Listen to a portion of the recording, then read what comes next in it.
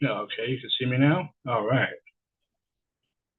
Here we are live. This will be my first time I'm going to do this album Spotlight Plus live. I figured do something a little different this year. I started off with doing featuring single albums, and then I decided to group them together, just like maybe a couple of them, just to talk about. Um, and then I figured, okay, it's a new year. Let's try something more fun and doing it live. I'm going to be doing these the second Wednesday of every month at 6:30 p.m. Eastern. That's 3:30 p.m. Pacific. And I'm just going to feature albums. Basically, these are just albums that are in my collection. It's not so much what's out there. It's more of what's in my collection. Because I mean, I don't have a big budget like most people do to have to get a big amount of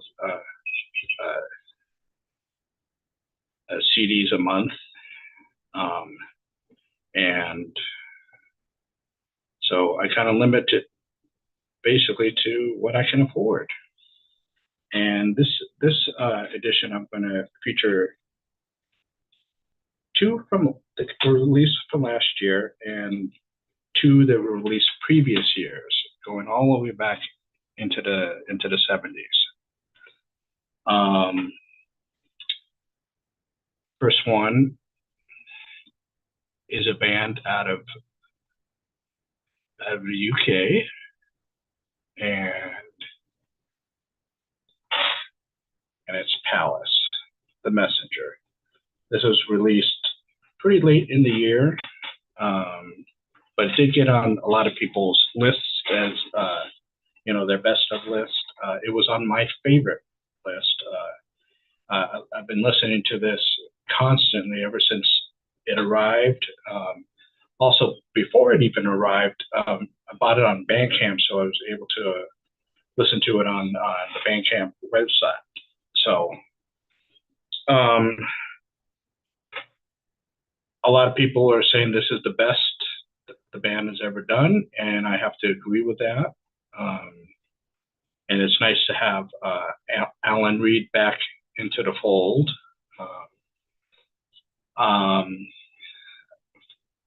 I really enjoyed his vocals. I mean, going back to listening to the Sentinel, and this one's really good. I mean, it has a nice epic song, a 13-minute closing off the thing, and what's cool about this one is it's one of those I guess you call them digibooks. Let's see if I can get it up here. It's a digibook. Oh, some of that is green, so you're not going to be able to see that properly, but well worth purchasing if you're a fan of the band, or if you're a fan of modern kind of progressive rock.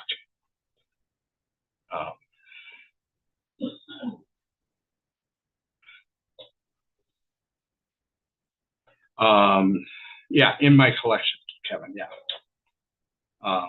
I'm not going to feature anything that I don't own. That's just my thing. And next one up, I just got it a few days ago, but I thought it needed to get a little more exposure. And it was released last year in November, Univers 0. And I'm going to probably butcher that name, but it's Lueur. I'm sure some French-speaking people out there will correct me. And I believe this is the first time they have some vocals on it. And it's the band is just 4 people, so it's a little more concise. It lives up to the standards of Univers 0.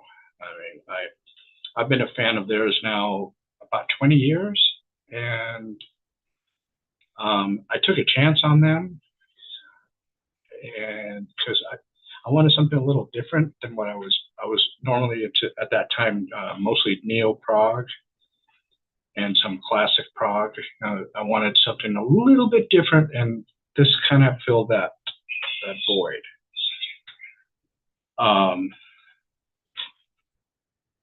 So those were the ones that were released about around the same time last year. One was in November and one was in December. It's always hard when people do those best of lists if albums are released that late in the game, in the year. So if I were to ever do a best of, I would kind of go from December to December, but that's just me. But I don't do best ofs. I personally don't believe in them because what's best to me may not be best to you. So I like to, always, say favorite, something's favorite. And also these ones are and listened to a lot. I mean, before I got the CD, the Univers CD in the other day, I was listening to it over on Spotify, and I found out about the new Univers Zero through a friend of mine, Chris Fox. He was mentioning it and saying that it was great, and this is the first album they've done in about 10 years. So, I mean, they've been pretty much under the radar. I mean, unless you are a diehard fan. I mean, but if you like Univers Zero, you definitely should pick that up. I mean, I think you'll enjoy it. Now, another one that I'm going to feature, I just didn't want to pull out, is right back here, the John Wetton one. I featured it last month on my favorites of 2023. I've been listening to it. I've been a fan of John Wetton ever since I first heard Asia on MTV, and then I love the voice, and I just started exploring to find what else he's done, because I didn't think he was just all of a sudden showed up in the 80s. So, and found out involved in King Crimson, Roxy Music, Uriah Heep, so many other bands. So this is all of his solo albums, and plus 2 discs of unreleased material. Some of the stuff probably in demo form, and others just stuff that maybe just didn't make the cut for the album. I did hear that they are planning for more box sets of his, and it'd be kind of interesting to see which where they go. I mean, so I would basically just stay tuned to wherever you like to get your news from in for John Wetton. So, and it is a little pricey, but it is I got it on Amazon. So last time I checked on Amazon, it was just a little bit under $100. So I mean, if you can't afford the overseas shipping, which is for something like that, I mean, that's basically, it's in an LP style box. They're CDs, but that would be kind of expensive coming over from the UK. So, otherwise I would always say buy direct from the band. But when it's something big that's coming from overseas, it's expensive. So you got to find a vendor here in the United States. All right, now some albums that were released in previous years. I haven't kept up with this next band as well as I should. I kind of stopped years ago, and about maybe almost 10 years ago. And they just put out, so hopefully it shows, this one here is called the Legends of Shires, and it's a concept album. It's 2 disc, and it has the second singer that in recording. I mean, on it, can't remember his name. It's escaping me. But if you like, what I always liked about this band, they're classified as progressive metal, but they're not the type that always endlessly noodling.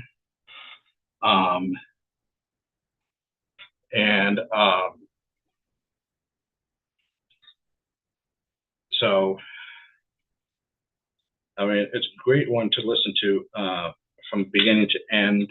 I mean, it's great music. I mean,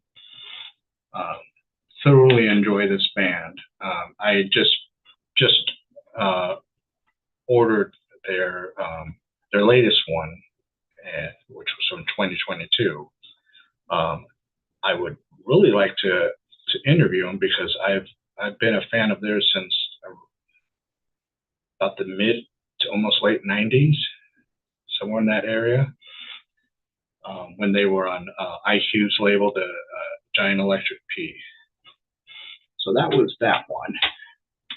Now the last one I got, and it's going to be featured on my next episode, so I'm not going to go into too much. And it's David Bowie's Diamond Dogs. This was now a 50-year-old release as of this year, and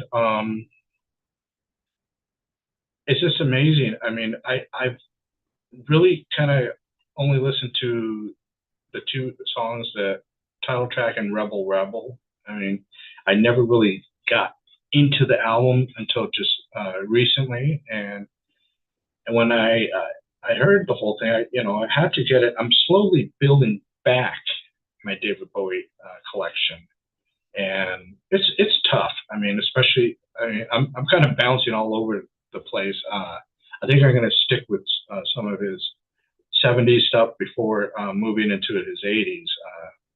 I have the stuff that is before Diamond Dogs, and then I have his Berlin years. So as you can see in the right over there, next to John Wetton, there's right in the corner. It's the Berlin years. As the 3 CDs that he did with Eno. So I got to get more of his stuff, because he's got great music. I mean, he's basically, like a lot of people say, a musical chameleon. And so those are my 4 this month. I'm hoping maybe I'll get a good at least 4 more to feature. If I don't get any in purchase,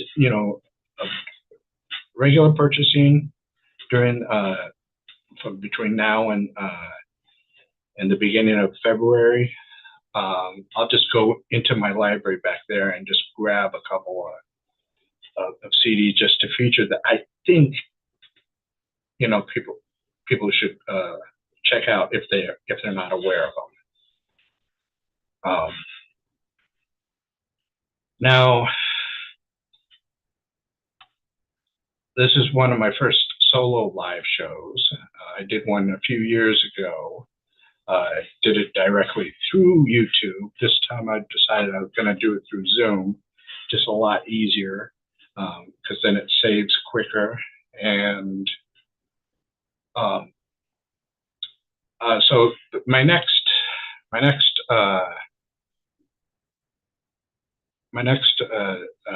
episode, which is going to be this Saturday. Today's the 10th, so on the 13th, we're going to be talking about favorite albums from 1974. I got a few guest panelists that I'm waiting for the confirmation to let me know that they're gonna join in. Hopefully get at least three, including myself, maybe a little more, for a nice big show opening for the year. And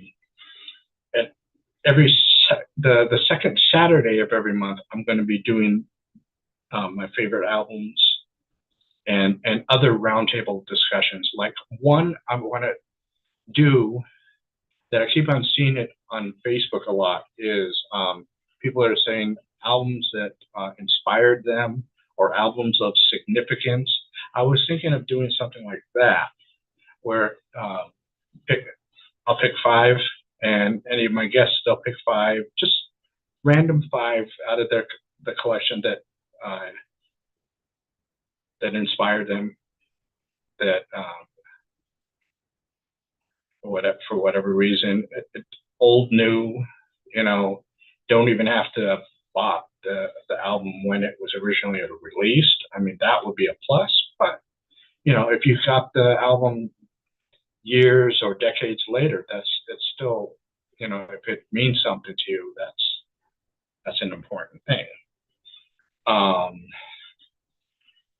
And I'm also getting in some more guests.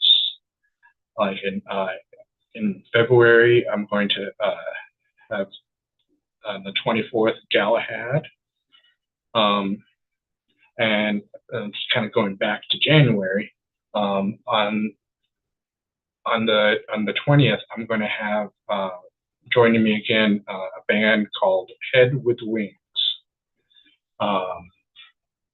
They had a new one out last year that was really good. I mean, they're kind of a little more indie sounding prog, but still great stuff. So I think I'm going to have a busy year. And plus also just a little plug for myself. I also do a monthly show about movies called The Movie Knot. You can check it out on with me and a few friends. We just talk about movies. Mostly they're cult classics where they didn't do that great in the box office, but they did better on home video. And also, oddball movies too. So it's something really if you're into movies, kind of need to check it out, because we all have each of my panelists. We have different tastes in movies. We got one guy that he's really into the horror genre, and I'm into horror and sci-fi, but he's primarily into that. He does kind of touch into other things too, but his that's his forte, because he does a lot of horror stuff on YouTube and in print. So anyways, since this is a solo show, it's not going to be a long show. Maybe in the future I may have someone come on with me just to see what albums they spotlight, for the month. But until then, come back on Saturday, and you'll really like some of my selections. You'll like, hopefully we have a few guys that are into the more avant-garde, so hopefully get those guys on and get some of their picks for 1974. So until then, take care, and be safe out there, and most of all, listen to lots of music.